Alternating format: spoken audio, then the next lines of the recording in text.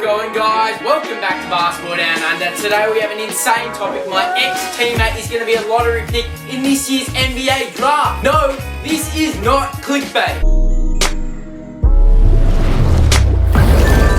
So that's right, you guys read the title correctly. My ex-teammate, potentially best friend, is going to be an NBA draft pick this year, and not pick 35, not pick 60, but a top 10 pick for sure. I play basketball with him in under 12s and under 14s. I'll see if I can find a photo, but I don't think I'll be able to. But even as a young kid, this guy was an absolute bucket. I'm 20 years old now, and I can still clearly remember playing with him as a youngster. He was dominant even then. Not as dominant as BD, but that's a different story. But seriously, as a young kid, he was always slightly bigger, not massive or anything, but he always had a deadly behind the back as a little 12-year-old. But fast forward around 8 years, times have changed. He's 6'8" right now, playing in the top league in Australia, the NBL, dominating against grown men, averaging a near triple-double, and being an absolute bucket, drawing all the attention.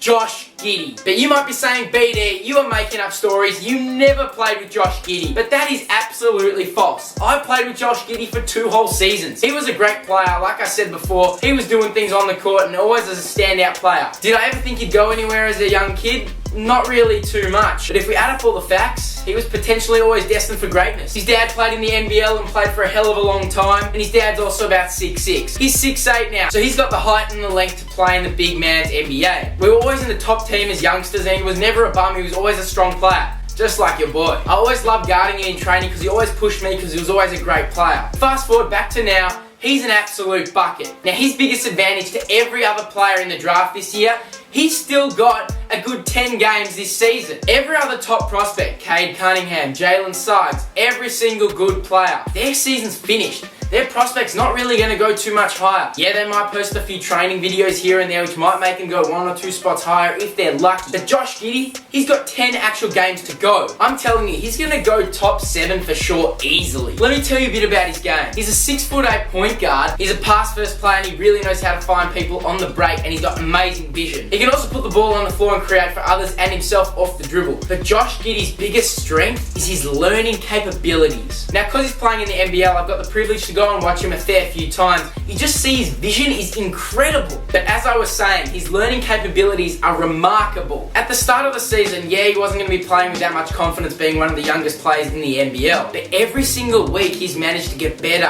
bigger, stronger, faster, and literally his skill gets better every week. He got injured a couple weeks ago and it wasn't anything too serious, just missed a game or 2. And before that game, he did not have a 3-point shot off the dribble. He comes back from that injury and he's consistently hitting 3s off the dribble. It's just seriously something incredible to watch. And that's why him being 18, dominating in this league is fantastic, because his potential is through the roof. Whatever his weakness is, he hammers it out to make it his strength. He seriously is just becoming an absolute dominant figure on the court. Now, I tried to get an interview with my ex-teammate and best friend Josh Giddey, but he did tell me he was a little bit busy at the time, so hopefully down the track when BD gets a little bit bigger, maybe he will make time for little old BD to get a video together. And someone asked me the other day, who's better, Josh Giddey or Ben Simmons? Straight away, without any hesitations, I said Josh Giddey. And you might be thinking, Josh Giddey, you know, he's 18, he's not even in the NBA. Why would you say Josh Giddey's better? Now then I bring you the point is, Ben Simmons, has he improved at all since he first came into the league? His defense was always great, his athleticism's always been good, he did grow 2 inches, which did help him become a little bit more dominant, but skill-wise, his shooting is still disgustingly bad, and he hasn't really improved. Where if you look at someone on the other spectrum, Josh Giddey,